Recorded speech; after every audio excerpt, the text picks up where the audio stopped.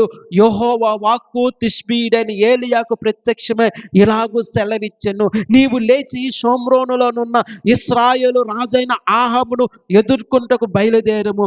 అతడు నాబోతు యొక్క ద్రాక్ష తోటలో ఉన్నాడు, అతడు దానిని స్వాధీనపరుచుకొనబోయెను.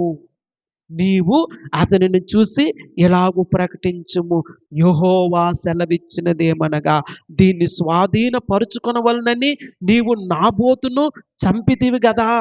యెహోవా సెలవిచ్చినదేమనగా, ఏ స్థలమందు కుక్కలు నాబోతు రక్తమును నాకునో ఆ స్థలమందు కుక్కలు నీ రక్తమును నిజముగా నాకునని అతనితో చెప్పెను.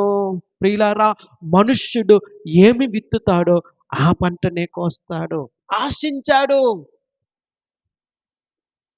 దౌర్జన్యముగా తీసుకోవాలని, లాక్కోవాలని ప్రయత్నం చేశాడు. అబద్ధ సాక్ష్యములను